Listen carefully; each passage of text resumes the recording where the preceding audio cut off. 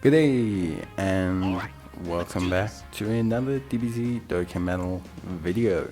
In this video we're going to be taking a look at Piccolo and basically seeing how good physical Piccolo is after his Extreme Z Awakening in the red zone. So physical Piccolo got a very good Extreme Z Awakening, and one of the benefits is that he basically how can I say, links up pretty decently with the tech Piccolo, who's obviously one of the strongest defensive units in the game. So the two of them, existing, and then the two of them also really complementing each other quite well, really helps physical Piccolo, not only because he's a good unit, now he forms one of the stronger pairings in the game. Throw on a strength movie heroes Piccolo onto the other rotation, and all of a sudden you're like pretty much super guaranteed. So why is physical Piccolo such a big pickup for like his EZA? Why is it such a big deal? Well, because physical Piccolo has 4C super attacks. 4C super attacks is one of the most broken abilities in Dbz Dokkan Battle by quite a long distance. It's just a very strong ability that has incredibly good synergy with a lot of units. It allows you to make sure you place, because what a lot of people do is they place their strongest defensive units in slot 1, because a lot of units gain defense on super, a lot of units gain defense after they super, a lot of units are more defensively viable after they've fired a super attack. That's just generally how they've designed units. So a lot of people in the first slot will place units that are super defensively strong, because these units need to withstand super attacks long before they fire a super attack potentially. So what physical Piccolo does is physical Piccolo allows you to essentially not have that situation. So physical Piccolo does a very good kind of level of strategy, because he gives you more information than you would have previously had. So now if you see a super attack happening in the second slot, you can place a tech Piccolo Power Awakening there rather than placing him in the first slot, and vice versa. You can place him in the third slot even if you see multiple super attacks going there. So there's a lot of really strong kind of implementations that you can do because of the fact that Piccolo can see super attacks and because of how strong his team can be defensively.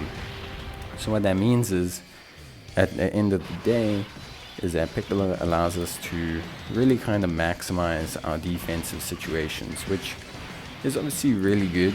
At least for me, I find it to be really good. It's something that I think holds such value in Dokkan Battle as a game. I think it's just very big in terms of its value and what it adds to your team. On top of that, physical Piccolo is actually pretty good. He provides healing, which is obviously crucial. So his healing is very strong. Then he also provides really good offense in his transform state, which is really good. And he can get defensively pretty strong. He stacks pretty quickly. When transformed, he has 40% damage reduction. So he just is very good. Team-wise, he's on a decent chunk of teams. The biggest issue is his linking, but they did give him built-in key, which does kind of circumvent that issue, at least quite a bit. So I would say Piccolo looks really quite solid. I think physical Piccolo is probably one of the stronger EZAs, and part of that is due to the fact that tech Piccolo is such a strong defensive unit that you can link him up with, and also there's the strength Piccolo as well that kind of rolls on their team. But yeah, in general, there's just really good kind of synergy and just implementation of like them as a unit, you know. I just think there's really a solid foundation for them as a pairing, and just for Piccolo in general. I also think he's solid as a floater on teams. I think he does a good job as a floater. I think the 4C super attacks ability is really strong, and he can have some pretty good, you know, defense, you know, after like, you know, after certain kind of like super attacks, you know, double super attack, and he'll be really strong defensively. On top of that, he heals a lot, 7% when your health is, you know, below 77%, and then another 7% if you're below 40%, and those numbers change to 10% if you are in the transform state. So again, really good. You know, 14 or 20% healing per turn does matter a lot, especially when he's got the Namekian link as well, which can also heal you. So there's quite a bit of healing that he does, which I think is very good.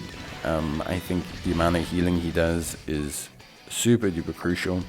Now in terms of transforming him, it's going to depend on the boss, but most times if you transform him at around 400k defense, maybe around 500k defense, you're generally in a pretty solid position then, I would say.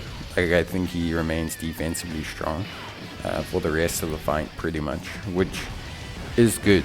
Obviously if you want him to tank super attacks, you're going to need him to build up a little bit more defense, but as I mentioned before, he builds up quite quickly, so really solid there. Offensively, not crazy in his base form, not bad at all, like not bad at all, not crazy but not bad. It's when he transforms that he can get a bit nutty, because he can hit like 7-8 million attack stats when you've got him fully link leveled, but the main thing is that he can fire off like 3 or 4 of them, and he can also have like 40% crit chance, which is pretty good, all things considered.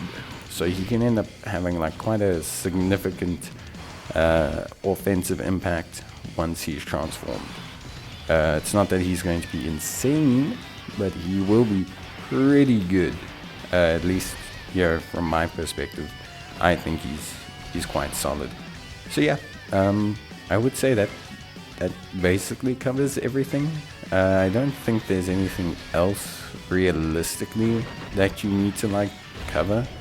Yeah, I think overall he's in a situation where as a unit he is in a very good space.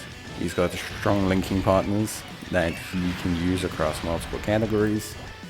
He as a unit is incredibly strong, and I think at the end of the day, you know, when you look at him as a unit, I think he provides pretty much everything you need. I don't think there's anything that he's missing, which I think is important. When you have such a diverse unit, or such a versatile unit, I think you end up with a lot of really good stuff. But yeah, that's basically going to be it for me. I hope you guys enjoyed the video. If you did, I would appreciate a like. It's always appreciated. And yeah, see you next time. Bye.